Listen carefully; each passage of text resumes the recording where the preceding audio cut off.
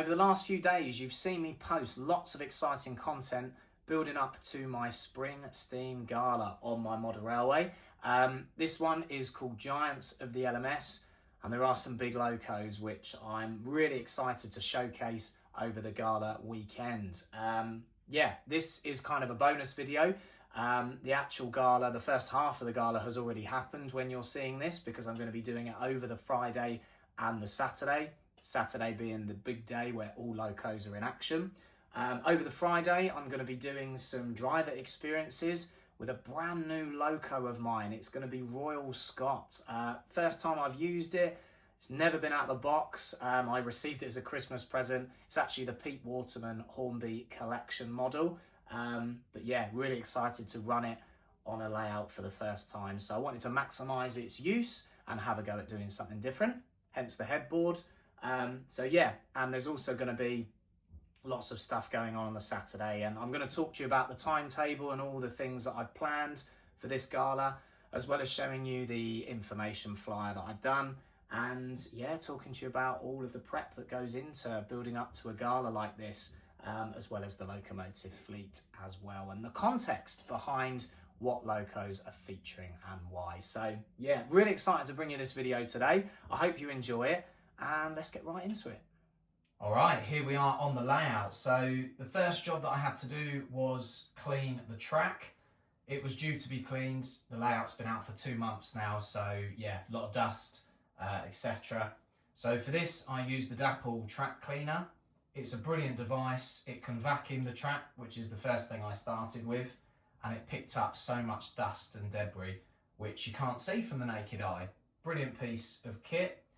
I then finished with a bit of cleaning and polishing. I also used the Pico track rubbers as well for the bits that the track cleaner can't quite pick up. But yes, all done. So that was the first big job. The next job was to sort the rolling stock that I'm going to be using across the Gala. For the main passenger services, I'm going to be using the 5BR Maroons that I've been using for the last sort of couple of months.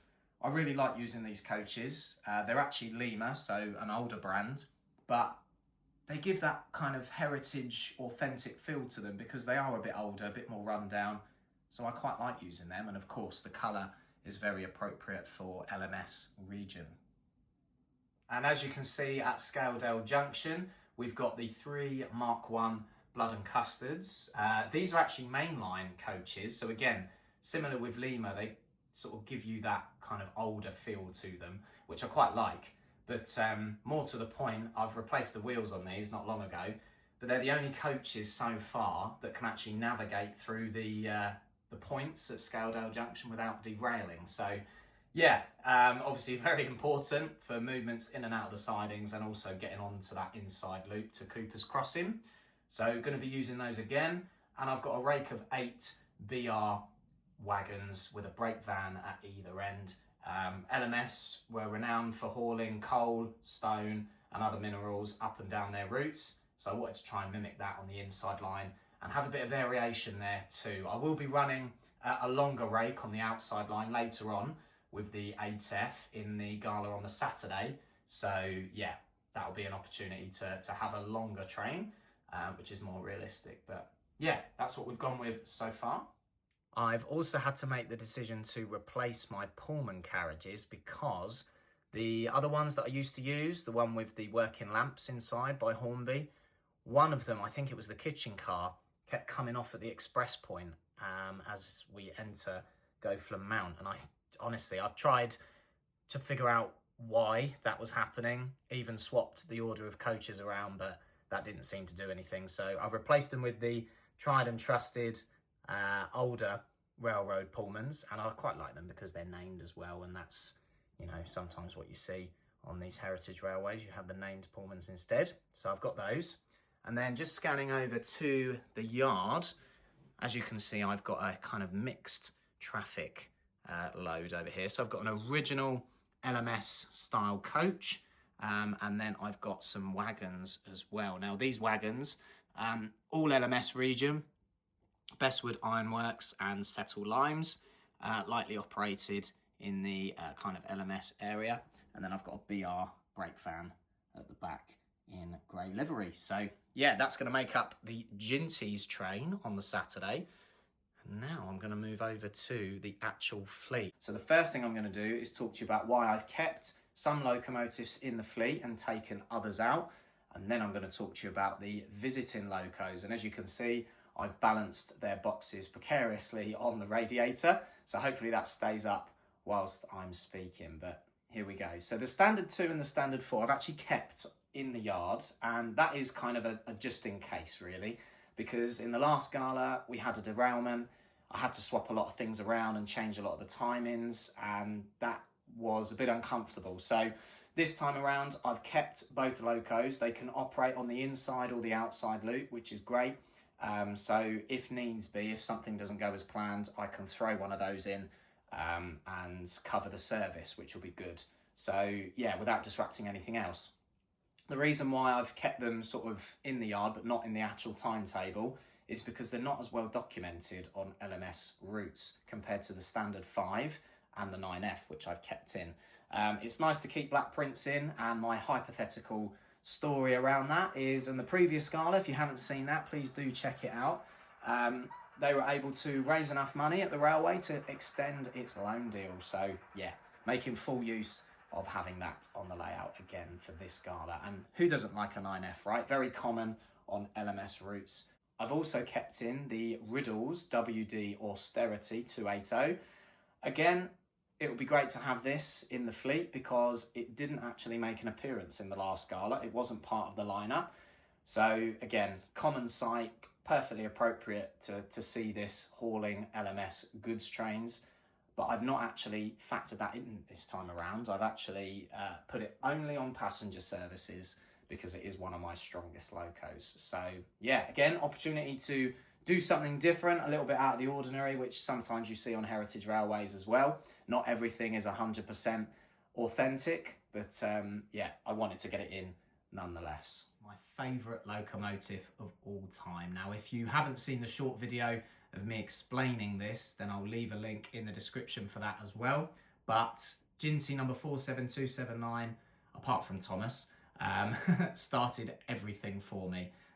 This locomotive is very close to my heart, and I recently got this converted to a DCC model, so it's back on the layout. It's going to be its first proper run on the layout, which is going to be great. Little bit of background on the Ginties. This one in particular went into service in 1924. It was designed by Henry Fowler for the LMS region, and they were simple, they were tough, they were cheap to run, and they were the backbone of everyday railway operations, shunting in yards. They never did any glamorous work, but they were very important in getting things sorted and out on time. So yeah, very, very important locomotive for the LMS. This current locomotive is actually being assessed for an overhaul at the Keighley and Worth Valley Railway. It's been in the Oxenhope exhibition shed for as long as I can remember. The last time I saw it running was in 2007, but I think it went out of service in 2011 and we haven't seen it since. So yeah, fingers crossed in the next sort of 10 years or so, maybe longer, this will be back out and I'll be able to see it steam again. But for now, it's in my spring steam Gala. And the next locomotive is number 5428, Eric Tracy. So this particular locomotive is close to my heart too because it operates at my favourite railway, which is the North Yorkshire Moors Railway.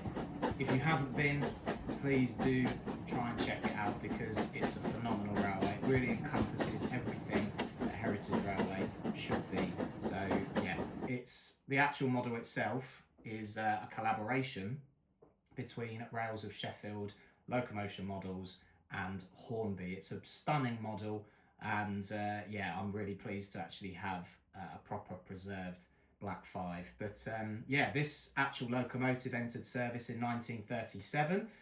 Mixed traffic designed, over 800 Black 5s were produced, so a real testament to their kind of longevity and hard working nature. But it was withdrawn in 1967 at the end of steam in Leeds and was later preserved and renamed Eric Tracy after the well-known railway photographer. It's been based at the North Yorkshire Moors ever since. It's very rarely been away from that railway. In fact, it may not have been. I'm not quite sure on that, but yeah, it's the most recognisable and hard-working preserved steam locomotive today, in my opinion.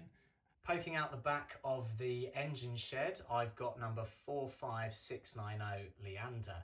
Now, I bought this model that was already converted to this example in BR green, but I believe it's never actually been in BR green.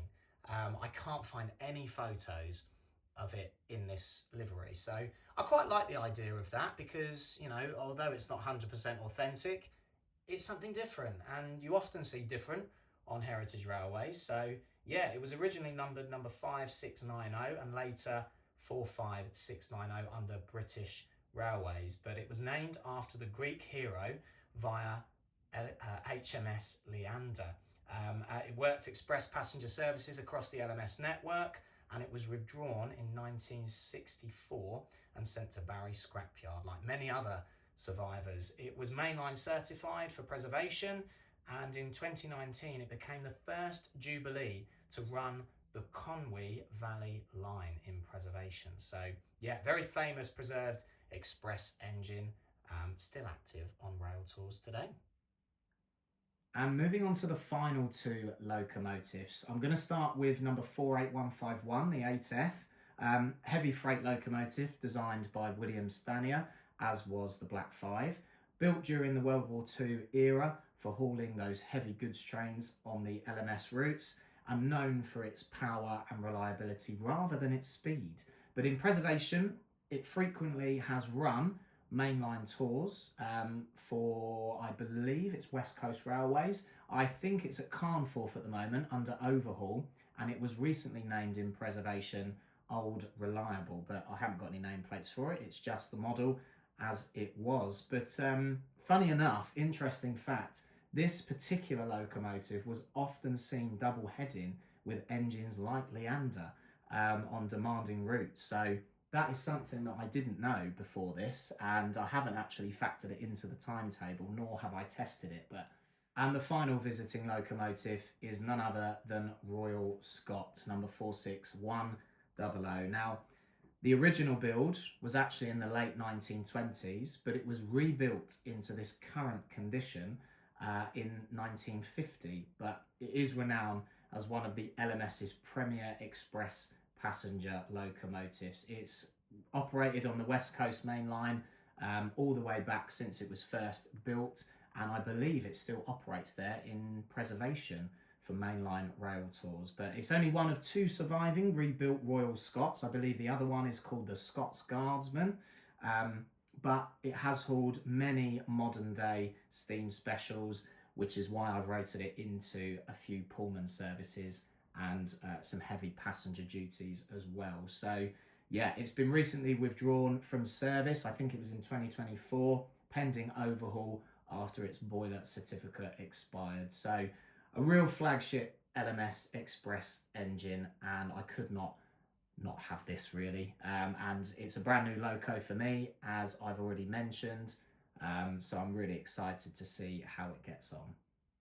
And the last two things I wanted to show you before wrapping up the video are the information poster and the current timetable. Now, I say current because although this is the Saturday timetable, I've left the Friday kind of open and a bit more fluid, because doing one intense day with a structured timetable, it's very mentally draining. Although I love it, doing 2 days kind of scares me a bit. So I just wanted to have a more relaxed afternoon on the Friday. So yeah, but I say current because based on the information that I've just given you, it would be nice to see a double header of Leander and the 8F. So I'm going to do some more testing this evening and just work out if I can try and double header them, and that'll be a nice surprise for my later video of the Gala actually happening on the Saturday. So yeah, fingers crossed everything goes right for that. But yeah, as you can see, I factored in the mixed traffic service with number 47279. We've got some Pullman services back. We've got the wagon trains hauled by the 8F and Eric Tracy. And I've also tried to factor in a bigger wagon train, as I explained earlier, which the 8F is going to pull. So that will be later on in the afternoon. So I've tried to work out all the shunting arrangements that I need for that to be able to run smoothly. So yeah, it's going to be very good. And then lastly, the information poster. I've just kept it simple this time around. I've just gone for all the visiting locos. I actually took this picture and this picture myself, but the others I found online. And then I found the LMS slogan, speed and comfort. So yeah, hopefully we're going to see a lot of that in the gala for this weekend. All right, guys, that is the end of the video for today. I really hope you've enjoyed me kind of detailing how I've planned and set up for a gala like this on my model railway, and maybe even inspired a few to have a go at doing this yourselves. But yeah, obviously, you know, all of the background knowledge and the setup and the thought that goes into something like this, for me, it's really what makes this hobby what it's about. And, you know, it brings everything to life. It kind of reflects experiences that you've had, things that you've seen and that you've connected with. And things like having your favourite locos out and running is a real privilege to be able to do that and replicate those things that I enjoy in real life. So yeah, obviously all that's left is the gala to actually happen. And if you've made it to the end of this video, you're going to see a couple of snippets from the Friday running session. So thank you for watching all the way until the end. And yeah, there'll be another video of the full Saturday gala coming out, as well as some snippets from the Friday as well. So yeah, stay tuned for that. But thank you very much for all your support and enthusiasm. I've really enjoyed reading all of the comments that you guys have been leaving.